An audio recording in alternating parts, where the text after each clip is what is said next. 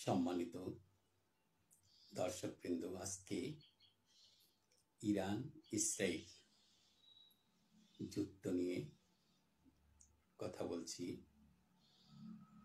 Iran উপর্যুপরি আক্রমণ করে ইসরায়েলকে দুর্বল করে ফেলেছে। ইতিমধ্যেই হাজার হাজার ইসরায়েলি প্রাণ ভয়ে দেশ ছেড়ে বিভিন্ন দেশে আশ্রয় নিতে শুরু করেছে। যারা দেশের ভিতরে আছে তারা মাটির নিচে ব্যাংকারে অবস্থান করছে। তাদের অবস্থা খুবই নাজুক। এদিকে ইয়েমেনের হুতি বিদ্রোহীরা আক্রমণের পর আক্রমণ করে ইসরায়েলকে আরো ঘায়েল করে ফেলছে।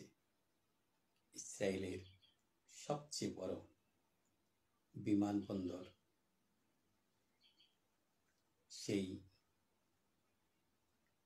বিমানবন্দর সহ তার আশেপাশের যেই এলাকা রয়েছে তা মাটির সাথে মিশে গেছে হুতি বিদ্রোহীদের ক্ষেপণাস্ত্রের আঘাতে। ইরান প্রতিনিয়ত ক্ষেপণাস্ত্র চালিয়ে যাচ্ছে। ইতিমধ্যেই চীনের তৈরি Z-10C যুদ্ধ বিমান পেয়েছে ইরান। এদিকে উত্তর কোরিয়া, রাশিয়া, চীন, পাকিস্তান ইরানের পাশে রয়েছে। ইরানকে বিভিন্ন ধরনের ক্ষেপণাস্ত্র, যুদ্ধ বিমান দিয়ে সহযোগিতা করছে। ইরানের রয়েছে বিশাল অস্ত্র ভান্ডার।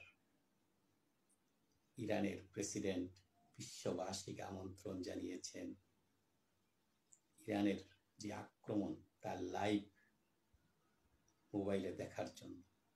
কি উৎসব মুখর আক্রমণ!